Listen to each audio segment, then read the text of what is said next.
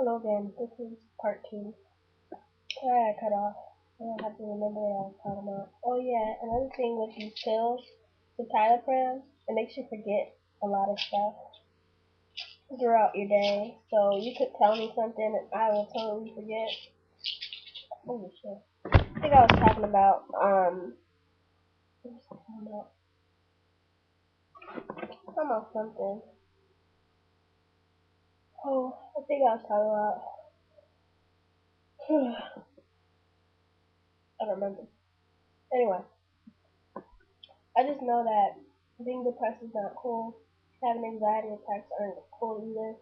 I remember I used to be in church and have an anxiety attack. One time I had an anxiety attack in the church. I started crying, so they thought I was feeling the presence of the Lord. And really, I just had a mini like dream or whatever. That's what I call them. They feel like dreams. Um, that my grandmother, my mom's mom, and she lives in California. At the time, I lived in Philadelphia, but I had a mini dream that somebody came into her apartment and killed her, and I didn't have my grandmother anymore. And I just got so sad, and I just kept crying, and I was just like, somebody's gonna kill my grandma, and they're just looking at me like, what is her problem? And I just started breathing extra hard and just breathing real hard and really thinking that somebody was gonna attack my grandmother in her apartment.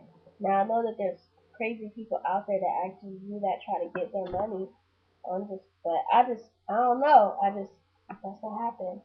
And I've been having anxiety attacks like that ever since I left my mom, basically, when I was about 11 years old, 11 to 12.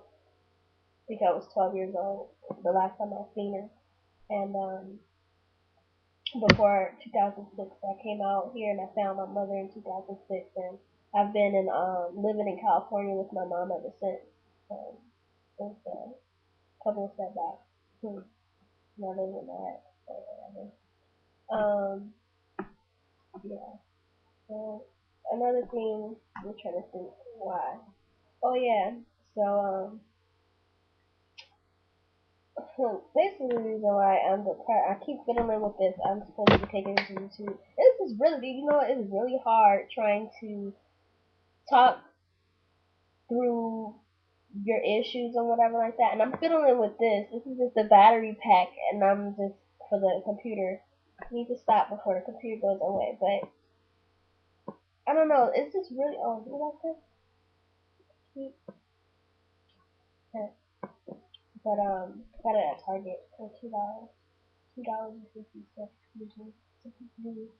Anyway, I don't know. It's just really hard.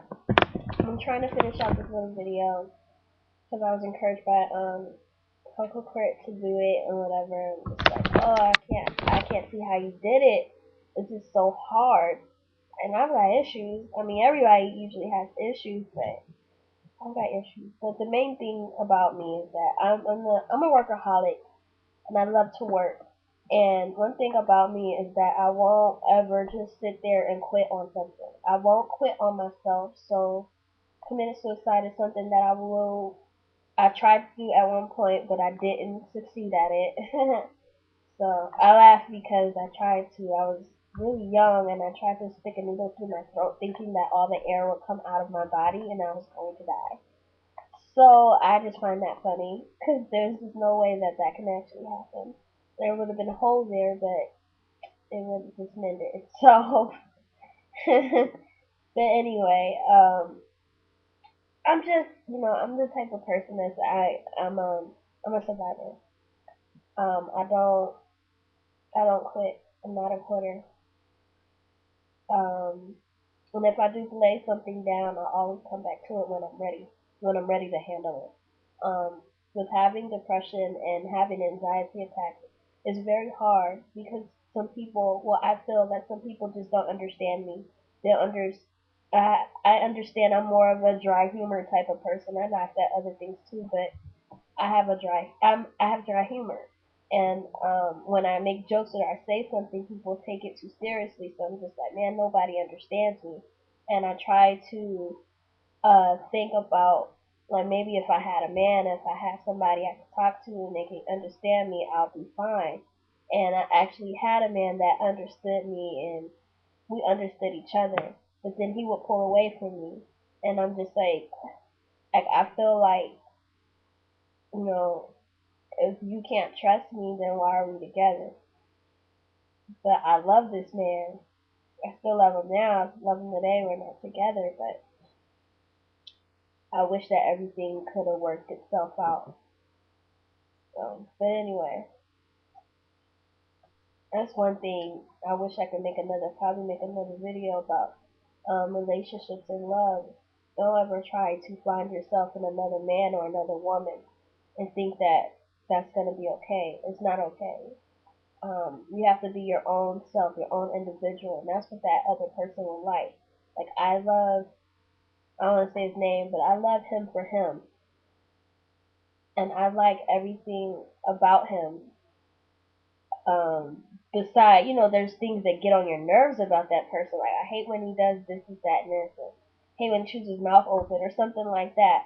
But I love him for him, and I love that he's growing. He's like a couple of months older than me, so he's gonna be turning 25.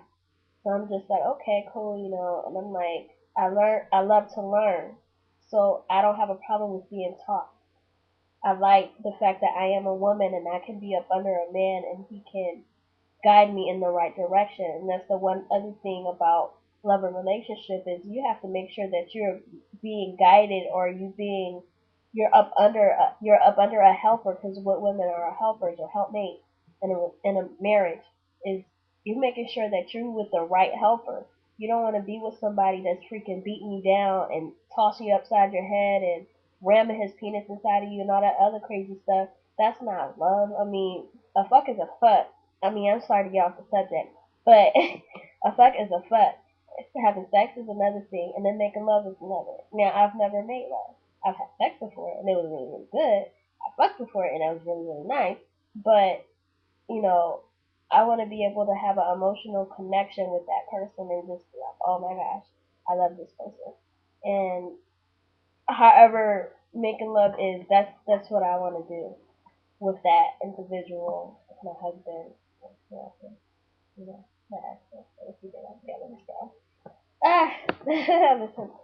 But anyway, I'm going on like this. I'm not trying to ram, but I just really think that for me to overcome this depression, I will just really have to deal with the things that happened in my past and just kind of get over it and really use forgiveness for that. One thing my mom always says is that if you don't forgive others, how is God going to forgive you? And you do a lot of stuff. The stuff that you're doing and that you have done was an opposite, what she call it? It's like an opposite reflection of what God doesn't want you to do. So why are you doing it? And that's probably why you got issues now. My mom is very forward, but I don't know.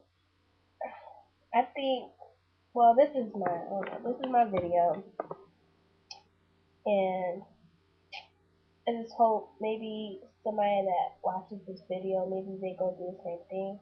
Maybe, you know, it's a fear of rejection and a fear of being alone and just that past stuff that happened. Like I said, I was molested, attempted rape about 2 times in my life. Um, uh, hmm, I don't know. I don't know why things happen to me, but they do. But I believe it's only going to make you stronger. Once you are able to figure out how to make a negative into a positive. This is my video. Oh, I guess you learned something about me and then the message that, you can make it through it with or without medication. And don't mind medication. If a doctor or someone says that you might need it, then just look into it. Because for a very long time I didn't think I needed it. But I really did.